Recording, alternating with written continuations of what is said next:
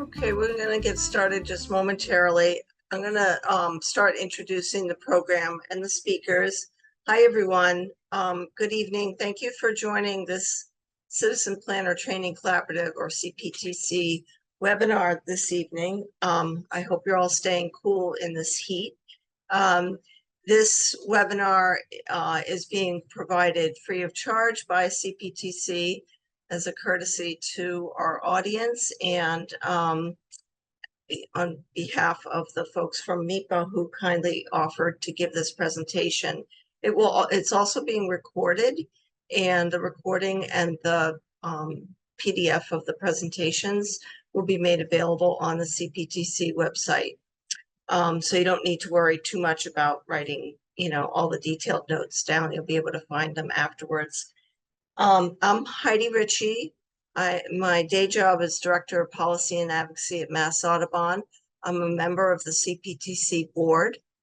And so we are pleased to present this program tonight on the Massachusetts Environmental Policy Act and understanding it from the perspective of a local official and the benefits of MEPA to local communities, how you can engage with MEPA. We have two great speakers here tonight. We have Tori Kim, who is Assistant Secretary at the Executive Office of Energy and Environmental Affairs and the Director of the MEPA Office, the Massachusetts Environmental Policy Act Office. She previously served as EEA's General Counsel, and before that was in the Baker administration, Deputy General Counsel at the Executive Office of Administration and Finance. And before that, she was an Assistant Attorney General in the Massachusetts AG's office and an Associate in Counsel in Litigation Department of Wilmer, Cutting, Pickering, Hale, and Dorr in New York and Boston. That's a mouthful. So lots of strong legal experience here. And then Jennifer Hughes, who is Assistant Director of MEPA, comes to us. She before being at MEPA, worked for the Merrimack Valley Planning Commission or Planning Council. I never know which one's a commission and which is a council.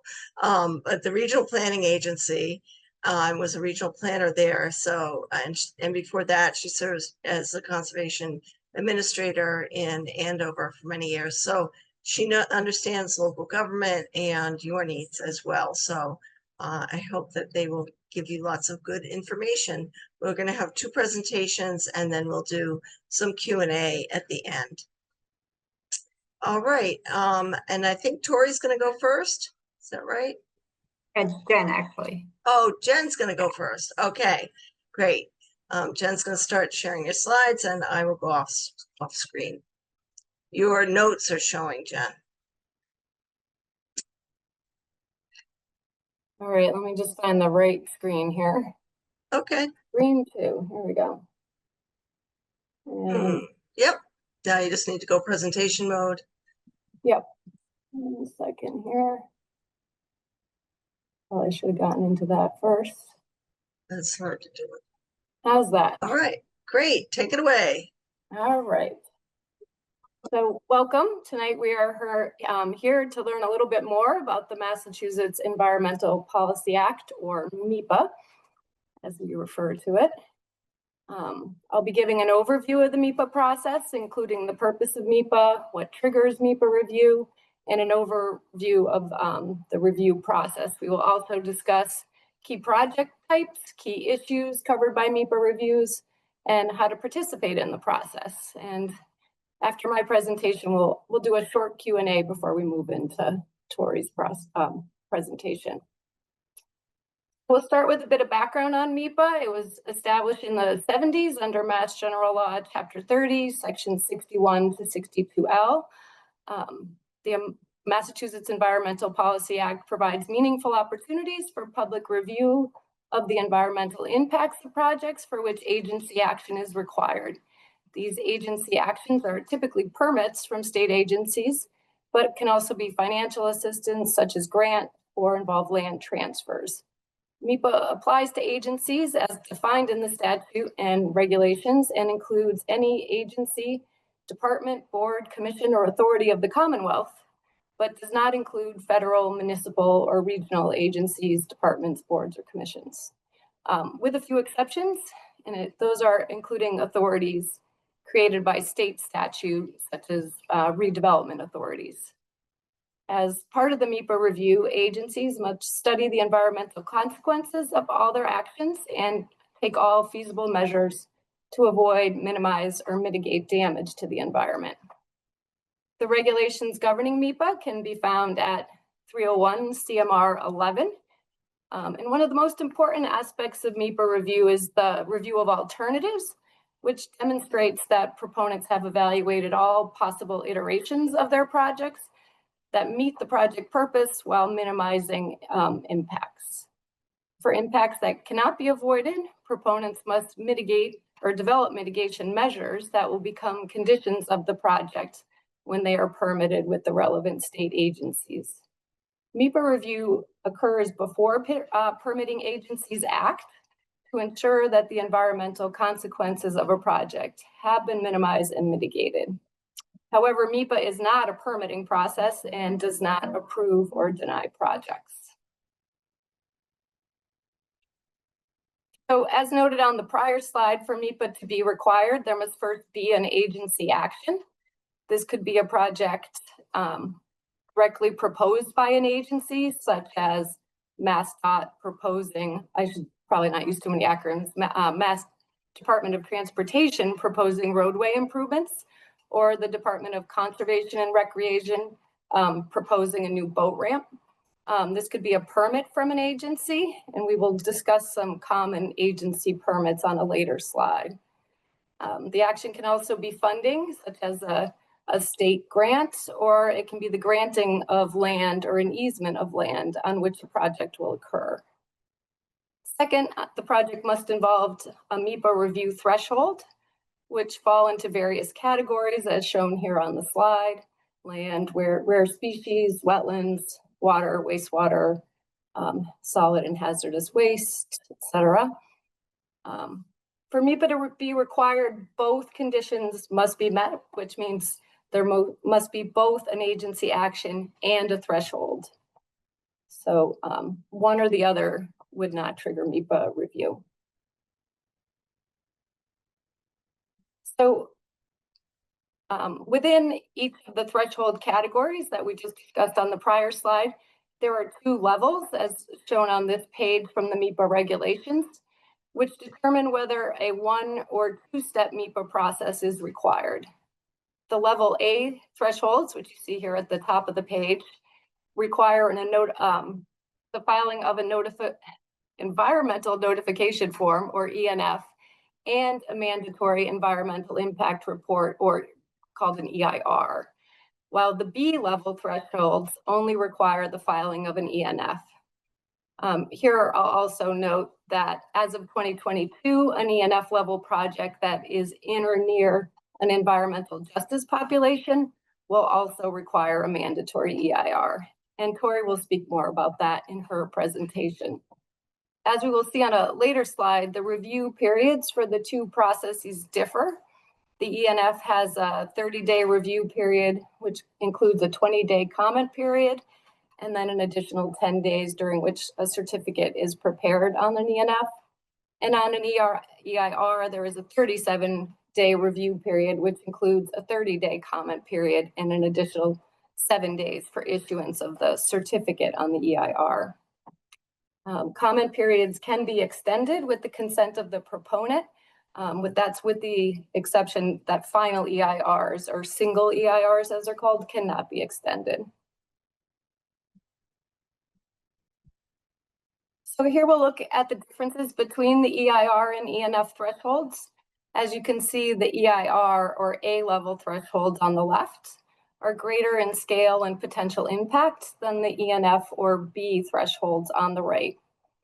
For example, on the EIR side of the slide, we start with a couple land thresholds: direct alteration of 50 or more acres, or creation of 10 or more acres of impervious area. And then you can see the corresponding ENF or B level thresholds are slightly less at direct alteration of 25 or more acres of land and creation of 5 or more acres of impervious area. We also have an example of traffic thresholds. Here we see the EIR level is generation of 3,000 or more new average daily trips on roadways, where the ENF threshold is generation of only 2,000 or more average daily trips. And then we have, oops, sorry. Go back one slide. We also have a wetlands threshold for each category on here, and you'll notice that the wetlands thresholds start with provided that a permit is required, and they're somewhat unique in that respect. And this indicates that for those thresholds to apply to a project, there must be a related, a subject matter related permit required. This is often a DEP permit, such as a 401 water quality certification or a superseding order of conditions, but it can be a permit for other agencies where it may be related. There are also categories that have no EIR level threshold, which include those for rare species in areas of critical environmental concern, which you see down here on the right.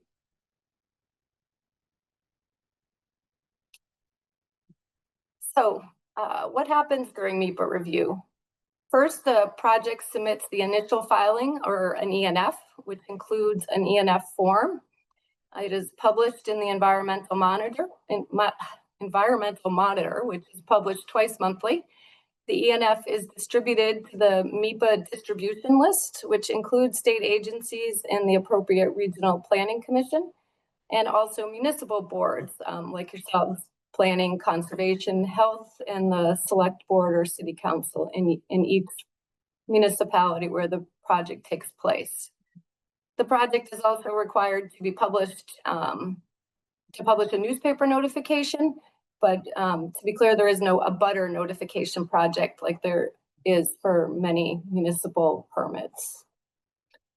There are also distribution requirements for projects in or near EJ populations or environmental justice populations, and Tori will talk more about those.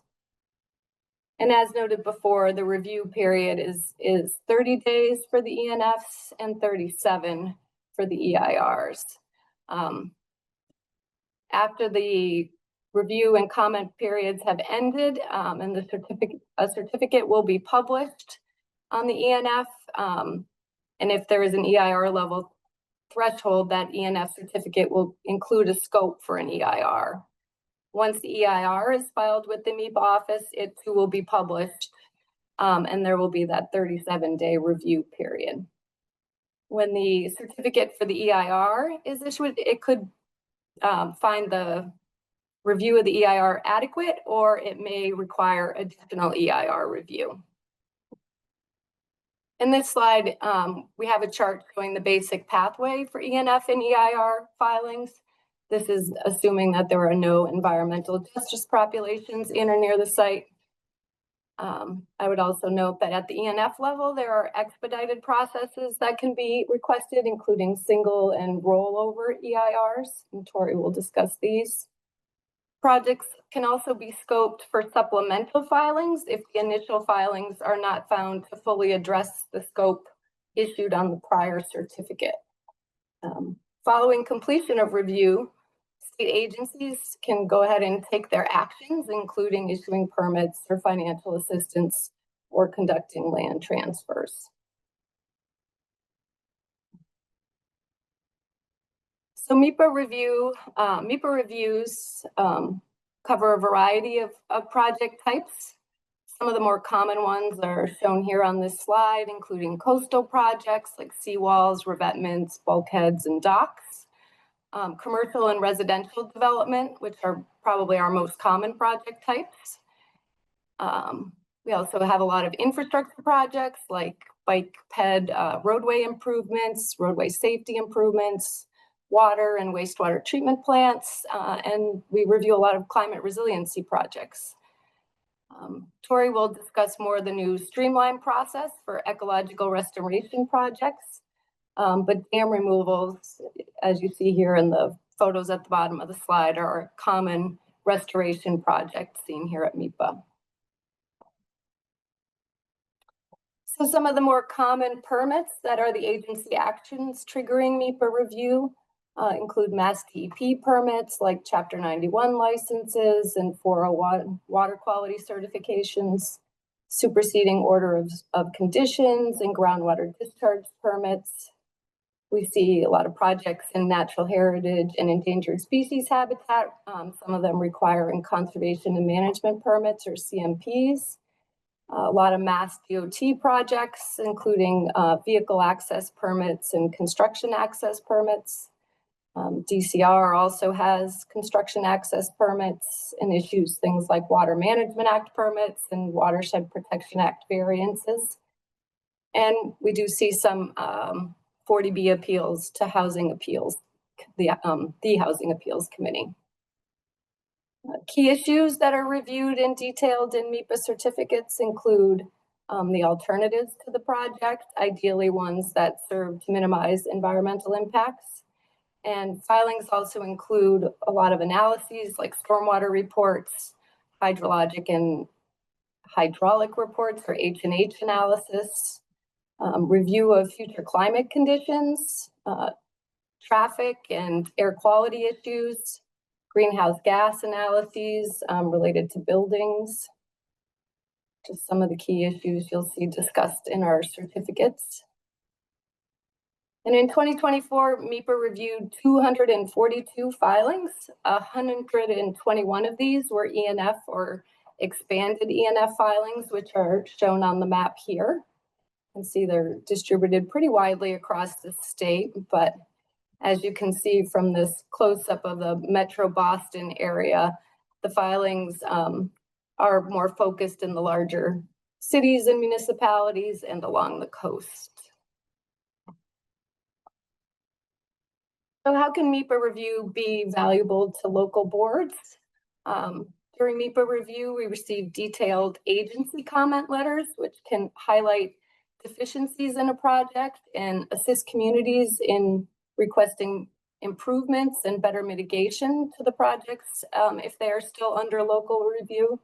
In addition, state agencies often provide review of technical reports and regulatory compliance that can be important to communities and residents who are also trying to understand these complicated documents. Often MEPA sees projects that have completed all of their local permitting, which can result in the need for new or amended permits at the local level if plans are substantially changed during the MEPA process and state agency permitting. Additionally, if the Conservation Commission has closed review, it can be difficult for the MEPA review to address wetland impacts, although we often still review wetland issues as they relate to climate resiliency. MEPA also reviews project impacts on EJ populations and requires the proponent to consider the impacts of future climate change. So for those of you who may have participated in the MEPA process, this all may be old news, but there are a number of ways municipal boards and the general public can participate in MEPA review. The easiest is to subscribe to the Environmental Monitor and to receive notification each time a new monitor is published. You can scroll through our projects and look for ones that might be in your town. You can attend the remote meeting called a remote consultation session, or sometimes the in-person site visit if one is held. Local boards and commissions should be notified of these, and they are also noticed in the Environmental Monitor. These site visits and remote consultation sessions are an opportunity to ask specific questions of the project team. But you can always also reach out directly to the MEPA analyst who's reviewing the project or the proponent with questions, and contact information for both the MEPA analyst and the proponent, as we'll see in the next screen, is listed in the monitor. You can also submit either written comments, or you can submit written comments by either emailing them to the MEPA analyst for the project directly, or by using the MEPA comment portal, and we'll review that too. So here we see a screenshot from the environmental monitor. There are arrows at the top point to the tab for new projects that have been submitted for this environmental monitor, as well as the tab for upcoming site visits. And when you're in the new projects tab, the projects under review tab, these kind of go across the top. And the secretary certificates tab, you must use the tabs in the row right below them to see the different filing types. So for new projects, you can look at environmental notification forms, environmental impact reports, notices of project change, and special review procedures. And the same if you were to click to projects under review. Oops, sorry, I didn't realize these weren't all highlighted here.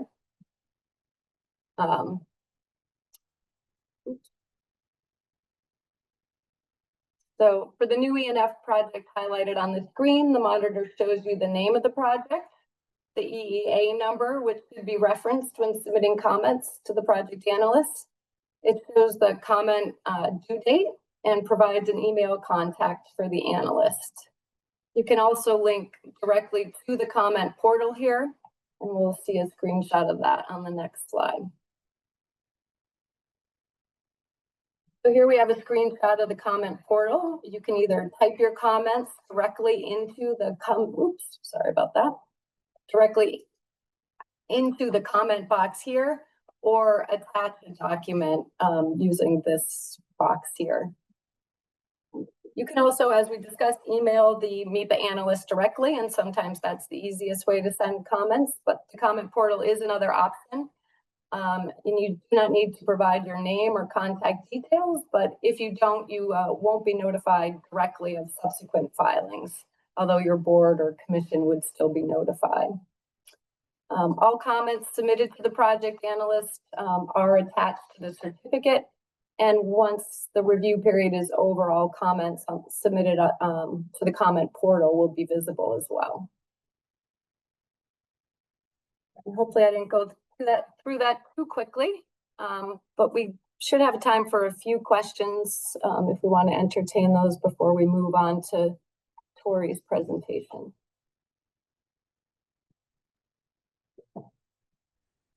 Jen, there's several questions in the Q&A if you wanted to. Sure, I'll look there. Is it the chat? It's in the Q&A, and just to, I answered some of these while you were talking, but just to reiterate a little bit. One question was whether ENF is the first step and EIR is the second step.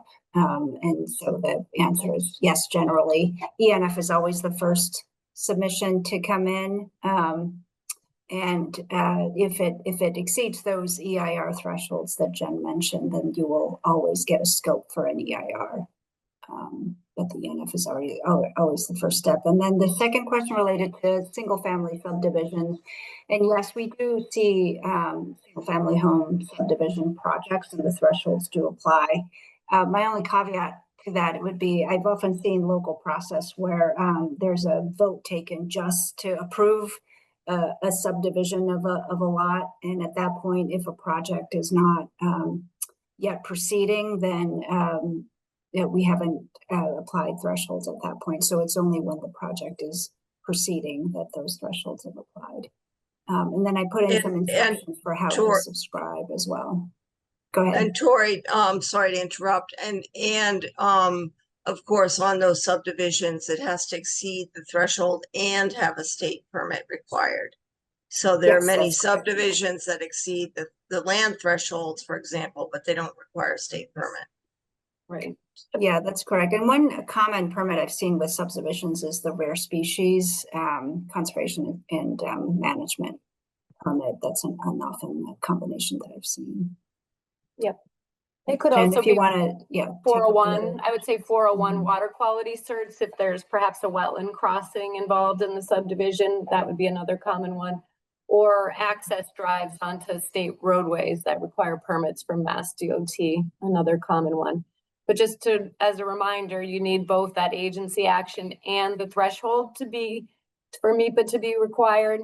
And as we noted, when it comes to the wetland thresholds, there needs to be a related permit. So sometimes having a wetlands threshold, maybe on a wetland way at the back of the property and an access permit for Mass DOT out at the front might not be relatable. But we ask most folks who have a wetlands threshold and also need an agency action to consult with us to make that determination. Yeah, I also see a related question maybe we can jump to on the same topic. And it says, if we go to the regs, will they tell us how to tell whether a proposed project is likely to require MEPA review? The thresholds are clear, but I'm not sure when agency action would be required, say for a development of a now wooded area of 11 to 15 acres. Do you want to take that, Jenny? The answer is there's often not a threshold. I mean, there's often not a state agency action. So, you know, land alteration in general doesn't require a state agency unless, you know, that land were in an area of critical environmental concern, or as Tori pointed out, it was in rare species habitat, or potentially, as we mentioned, there was some kind of alteration of wetland resource areas. And just to note, in terms of rare species habitat, the priority habitat maps are available, interactive map. And so you can, if you're unsure, you can go there and see if a project is in priority habitat, and then check with the Natural Heritage Endangered Species Program to see if they are aware of it. Yeah. Sometimes they just sign off and say, you know, it's not a take, or certain conditions just need to be met.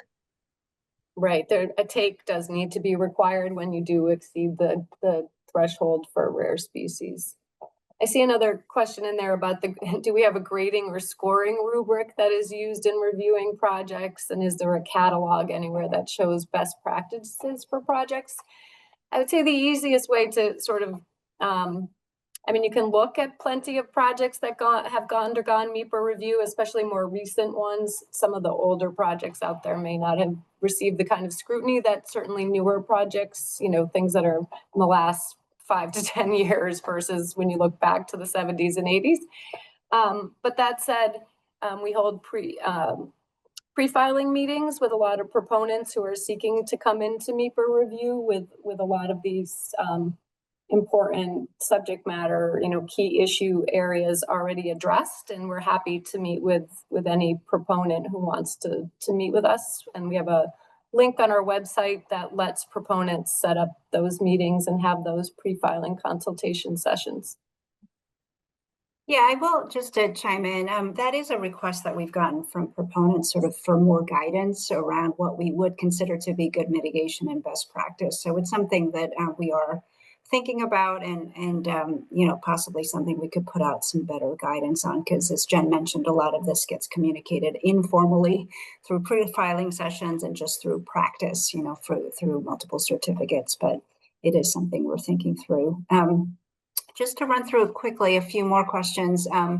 One that we skipped over was, says, when we have applicants filing simultaneously at the local level and with MEPA, this person says, I've often required MEPA process to be finished prior to building permits in plan approvals. Is this approach in sync with your expectations? So I think this in many ways hits at part of the purpose for this presentation, is to convey to all of you and to local officials who are running local processes that there is a benefit, in our view, to the MEPA process. It is meant to be a very comprehensive review of all applicable impacts, including traffic, which is, I know, is a common impact reviewed at the local level, wetlands, you know, rare species, and now increasingly things like climate change and environmental justice as well. So because agency action, however, for MEPA is largely state permitting, I'm not aware of a legal constraint or something in law that would mandate that local process wait for MEPA to be concluded, unless it's some of those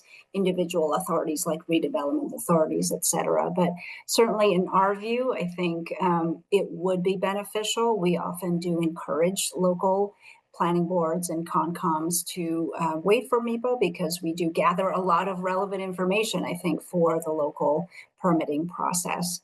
It often puts us in a an odd position if a project comes in already approved at the local level, because in terms of that mandate of looking at alternatives and looking for best practice to minimize impacts, it's much more difficult to do that if the designs, have already been approved at the local level. So I think, that is a message that we are hoping to convey through this presentations, and hopefully that'll trickle into your processes as well. And then one question about 40B projects, whether they're exempt. I think this means from MEPA. So again, this ties to the agency action. So the main one that triggers 40B is that Housing Appeals Committee appeal. So certainly there are projects that are approved through ZBA that does not get appealed. So that may not trigger that agency action. However, if the project requires other state approvals like superseding orders 401, those are the ones that would trigger the MEPA process. And then the last question here relates to EJ. And so I think that maybe we'll take that as a segue to my presentation, just so we don't lose too much time. So, and I know there's a question about urban renewal. So why don't I go through the EJ presentation first, and then I think we can take up some of these later questions, if that's okay with you, Heidi, if that makes sense. I'll do that. Yes, that sounds good. Thank you, Tori. Okay, great. So, all right, so hopefully.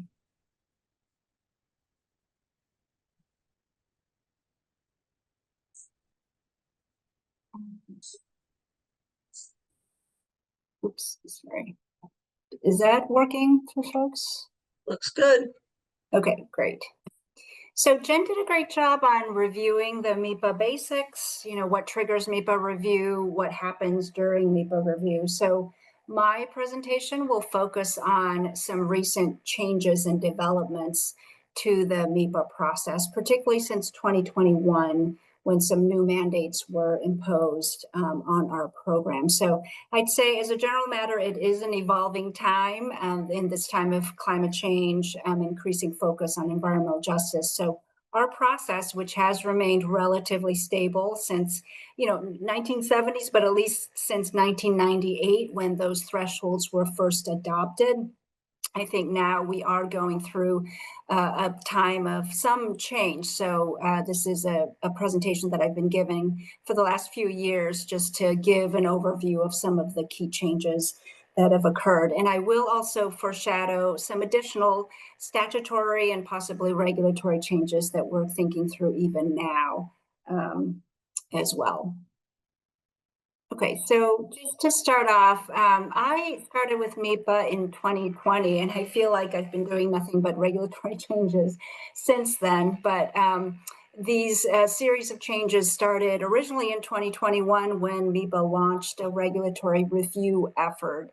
And we said at the time that these were some themes that we were trying to follow in terms of aligning with statewide policy and planning efforts. Again, the key areas being environmental justice and climate resiliency.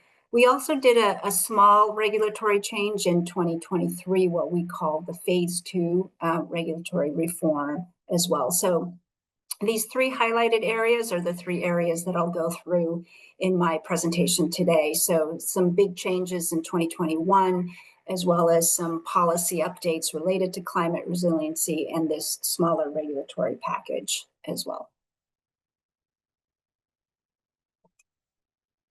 All right, so in 2021, these were some regulatory changes that were made effective in December of 2021, but the official effective date of these new rules was January 1 of 2022. Sorry, we're not seeing your next slide, sorry. You're not seeing my slides? We're seeing your first slide still. Yes, Oh, okay. it's not advancing. Okay. All right, let me just try again then.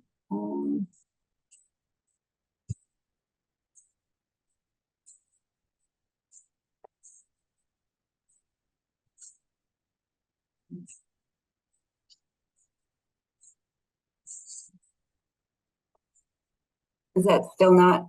It's now they're moving. Yep. Okay. All right. Am I at the MEPA overview Yes. slide? Okay. Apologize for that. So in case some folks missed, this was the slide with the themes for regulatory review, and these three highlighted areas are the ones that I will go through. So 2021, as I said, January 1, 2022 was the effective date of these new rules related to environmental justice. So as Jen previewed earlier, the basic rule for MEPA is there's an agency action and one of these review thresholds are exceeded.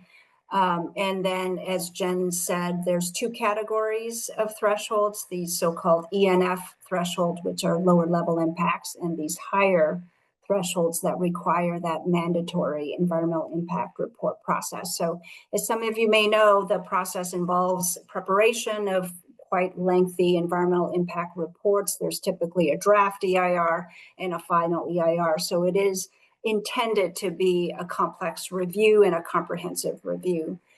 So just as a high level summary, the big change that occurred in 2021 was a mandate that stated that if a project, it still has to be jurisdictional, meaning it does have to meet these two requirements for MEPA review. It did not bring in new projects under MEPA, but if a project requires review and is proposed near an environmental justice population, it's a series of mapped areas, at least within 1 mile, but up to 5 miles. The primary change was that it's now a mandatory EIR process. So even if that project only exceeds these lower level ENF thresholds, appears to have lesser impacts, it still must undergo the full EIR process if it is presented around the EJ areas. There is a reason for that. It is to consider what's commonly referred to as cumulative impacts or disproportionate effects on EJ neighborhoods. The idea being if you're proposing a project near a population that has historically, suffered inequitable burdens, perhaps due to historical practices or even discrimination, that there should be more scrutiny of that project before it is approved. So even at lower levels, the idea is that there could be a cumulative burden on these disadvantaged communities that have built up over time. So even if the project itself is adding a relatively low amount of impact, that should go through the full EIR process. So that's the basic change. And these are just some excerpts from the legislation. It was Chapter 8 of the Acts of 2021. So as you can see in the top bullet, it added a new EIR requirement. And the phrasing that was used is projects that are likely to cause damage to the environment. And that in turn is defined in our regulation to mean those thresholds. So once a project triggers that EIR process, then that document, the EIR, must contain a specific type of analysis. There's a two-step assessment, which I'll describe further in a later slide. The law also added new public involvement and outreach requirements around EJ neighborhoods. And again, as you can see, the term that's used is the designated geographic area. So at least within 1 mile of a EJ population, but up to 5 miles if the project affects air quality. I thought it might be helpful to give some project statistics as well. So these are the total project filings since 2022, which are the blue bars on the left. The dark blue shows the new project filings, so those new ENF filings that were made with us. The pink and orange on the right, those are the projects near EJ areas within those 1 and 5 mile radius. So as you can see in the bubbles on top, on average, 50 to 60% of those new project filings, those new ENFs, were proposed in the EJ areas, meaning that at least 50 to 60% of our projects now must undergo the full EIR process. Now, some of those projects also exceed those higher level thresholds. So the pink portions of the bars. So those projects, there was no change made. Even before 2022, they would have had to undergo EIR. But the orange portions here show those additional projects that require EIR solely due to that geographic component. So the number of EIR filings has definitely increased. And so even though, as I said, it did not change the jurisdictional rules, there were not new projects that require MEPA that did not previously, the total number of EIR filings has definitely increased over time. And then this is a breakdown just by project type, which you can peruse at your leisure after the presentation. So we do look at a lot of real estate projects, and we're seeing a lot of coastal transportation as well as ecological restoration and resiliency projects as well. So in terms of the new filing procedure, so as I said, the main change is that these projects now require EIR. And to the question that was raised earlier, the process starts with the ENF filing. So every project still does the ENF, goes through a 30-day review. And so for these EJ projects, now it's mandatory EIR. You will get a scope for an EIR filing. So as I said, generally 1 mile is the radius, but 5 miles if it affects air quality. And we've defined that in regulation to mean that if a project exceeds our air thresholds, or this is a new component we added in 2022, if it is generating diesel traffic of 150 daily trips or more. We did hear from the air division of DEP that diesel emissions are still an impact of concern. So we did add that. So we are getting, for example, warehouse projects that have a lot of tractor trailer traffic, diesel emissions of 150 trips or more. That would kick out both the outreach and analysis requirements to 5 miles. There's an EJ mapper that's used. So if you click on these hyperlinks in the PDF that will be made available, you can find the mapper, and some guidance is available on our webpage as well. So because, admittedly, going through an EIR process can take a while. And for some of these projects, they do in fact have pretty modest or minimal impacts. It could be, a simple roadway safety repair, or we've even seen dock repairs on a single family home where there could be an EJ population a mile away. So we did add some expedited review options in 2022. So the primary one being a single EIR instead of a two-step draft and final. We also added what we called a rollover option, which means that the required EIR can come in initially with that new project ENF filing. And if all of the components are in order, we will just roll it over, meaning it'll be published again for a second comment period, but no additional work or no additional documents need to be prepared after that initial filing. We also put out a series of protocols together with the regulatory changes. So there's a public involvement protocol that lays out some best practices for outreach. There is an advance notice requirement at least 45 to 90 days before the ENF is filed. There's a requirement to provide an advance notice, and there's some guidance including a form, a simple notification sort of form that's filled out. And we provide a list of recommended community-based organizations as well. For areas that require, that with a high number of what we refer to as limited English language proficiency populations, there are some translation requirements as well.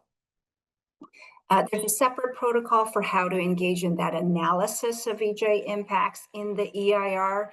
As I said, it's a two-step process. One is assessing what those existing environmental burdens are. Again, the concept being, is there a cumulative impact where there's a high existing environmental burden in the neighborhood on which additional impacts are being added? So this is largely a desktop mapping exercise. There's a series of environmental justice tools. EPA used to have a tool called EJ Screen, which has been taken down, but it is now available at an alternative site. And then step 2 is assessing what additional impacts the project will create in addition to those existing conditions. And the term of art that we've used is, will those impacts materially exacerbate is it significant enough that it would cause some exacerbation of those existing conditions? We haven't put out numeric metrics or quantitative rules here, but to the point earlier about some better guidance, we are thinking through if that might make sense, how much additional traffic is of concern if you are adding that to an already burdened neighborhood. Okay, so that's it on the environmental justice changes. I'm going to run through some additional updates on climate resiliency, and then, as I said, preview some additional changes that we're considering currently. In terms of climate resilience, some of you may know that there's a division called the Resilient Mass Action Team within EEA. It was created under an executive order, and it leads an intersecretariat, interagency effort.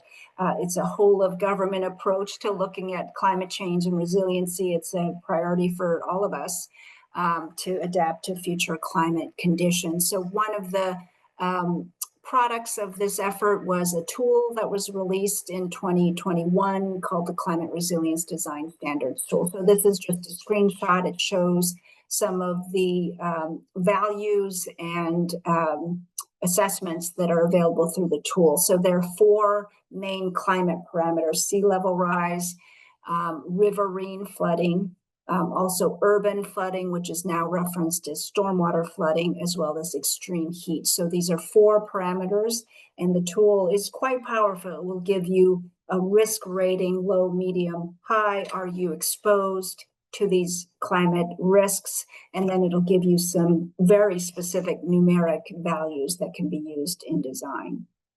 So just a quick chronology. The requirement to consider climate change in MEPA was added actually back in 2008, and there were some early efforts in 2014 to put out a MEPA climate adaptation policy, which was never finalized. As I understand from my predecessors and sort of word of mouth, I think the main hindrance at the time was just some disagreement about what data to use, because climate science, climate data is changing all the time. But with the release of this tool in April of 2021, MEPA felt comfortable putting out what we called an interim protocol. So we did say at the time, this is a new tool, we're sort of kicking the tires, but MEPA is a place where we shoot for best practice. We do encourage proponents to consider future climate data, even if it's not embedded in specific permit programs. So as of now, the protocol requires all ENFs to attach an output report from the climate resilience tool. And we've been quite successful at getting compliance to date. So again, some project data here about this data is a little less updated because this was associated with a straw proposal that we put out last year. But as of April of last year, 360 projects were subject to the interim protocol, and we have started to track data that we've seen through these projects. Some project types here. I'm going to just speed up a little bit. So this, again, just sort of for informative, all of the red bars here is projects that are shown as high risk for the various parameters. So zone V, as some of you know, is those coastal areas with very high wave action. So no surprise, most of those projects are being flagged as high risk for sea level rise, that left bar. The A zone is the 100-year floodplain. So again, not a big surprise, little less sea level rise risk, but the riverine flooding and stormwater flooding are quite high.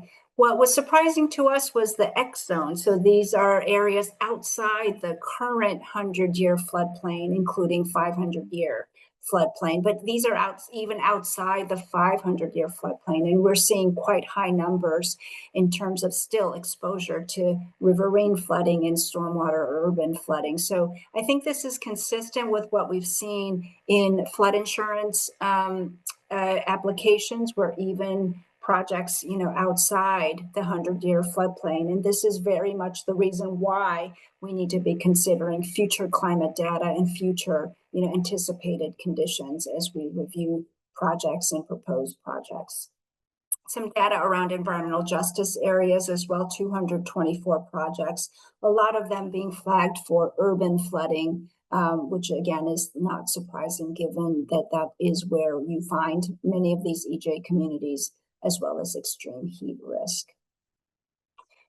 So quickly, under the climate policy, as I indicated earlier, we did put out a straw proposal last year. We are still looking at the public comments received and still very much committed to moving this forward. But a future update that is under consideration is to move this one step forward beyond just getting the output report from that tool, but now to require some further analysis to address the recommendations that are coming out from that tool as part of an EIR review. So key components, for example, being, are you elevating structures up to recommended levels?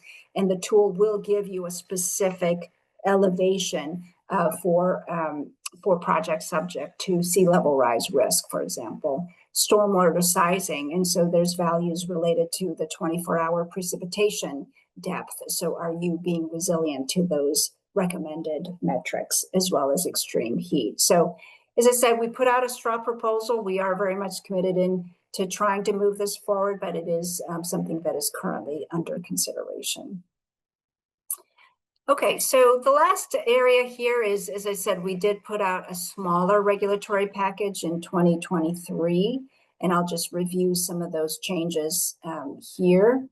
I won't read all of this, but the key ones were adding some de minimis thresholds to the Article 97. So these are projects that would convert conservation land that's protected under the Constitution, but in light of a new act, actually I should not call this public lands preservation, I think it's now called the Open Space Act.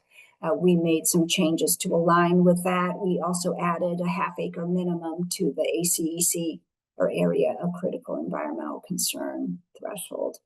And then the big change there was ecological restoration, as Jen was alluding to earlier. So if a project is proposed to qualify for the permitting pathway within the Wetlands Protection Act regulations and proposed as full ecological restoration, not limited, there is a streamlined process. It involves just a publication of a notice without an ENF filing. So I'll go into more details later, but that was a big change, as well as a few other procedural changes that I won't go over in great detail. But the new ecological restoration process, again, these are the 6 categories that are currently in wetlands regs. I think DEP is looking to expand this list. As of now, this streamlining does not apply to those, what we call the ecological restoration limited projects that may not fully qualify for that permitting pathway. And we did put out some guidance. And the main process is just submitting a publication of a notice of project 60 days prior to the NOI. Also have to comply with some of the outreach requirements and a 20-day comment period. But again, no ENF is required. It's only at the discretion of the secretary. And if the if the project is later denied that restoration order of conditions, then there could be additional MEPA.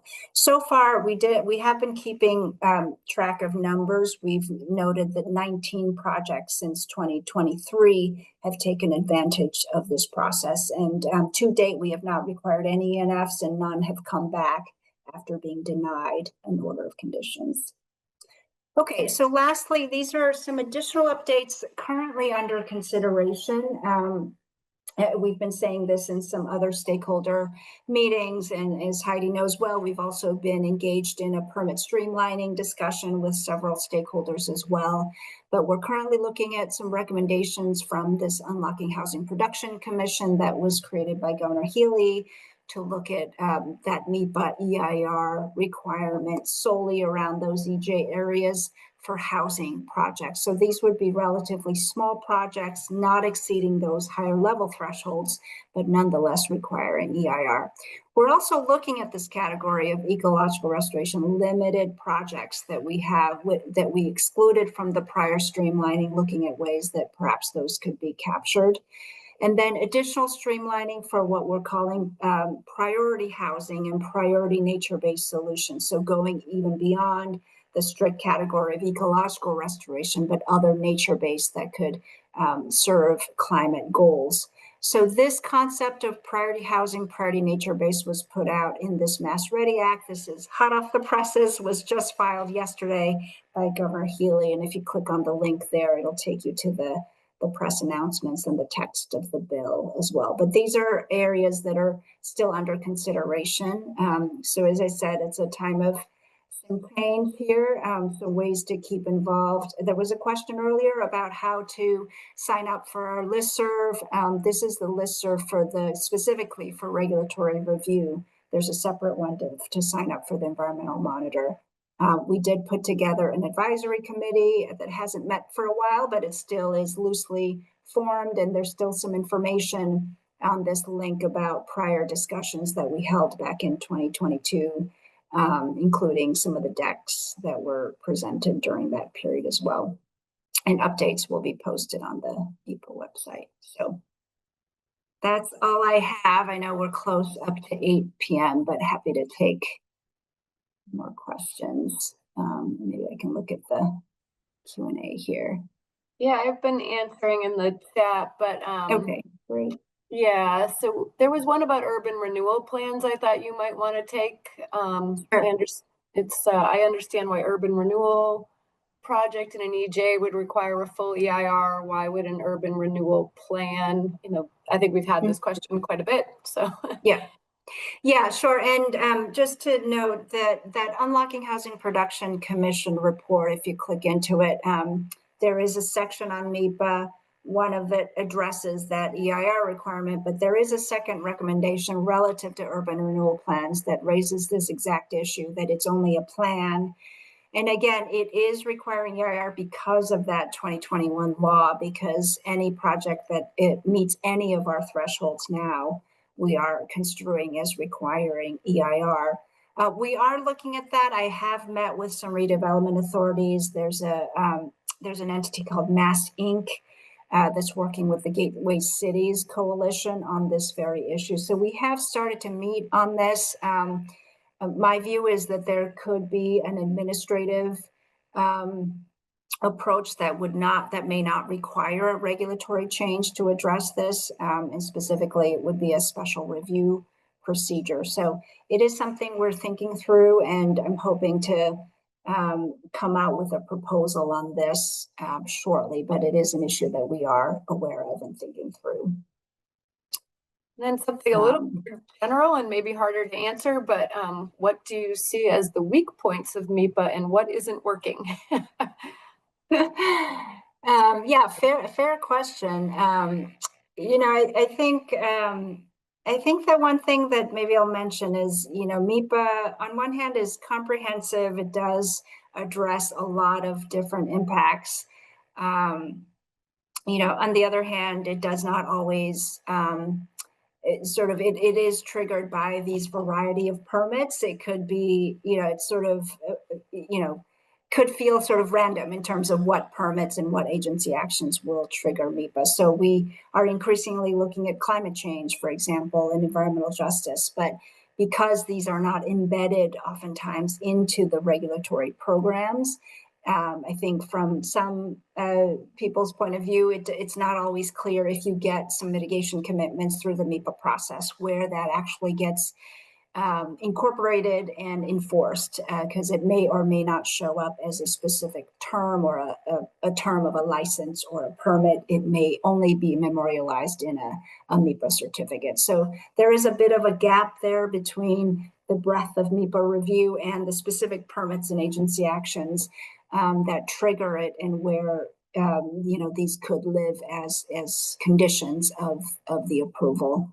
But that said, we do our best to try to address as much as possible during the MEPA process, and we have been trying to be more conscientious in documenting in that final EIR certificate what the final commitments are from the proponent. So if there's a question about it, that would be the place to look for anyone, a member of the public who may be, curious as to what a project may have been required to do or what the conditions of the MEPA review were. So that would be the place to look there.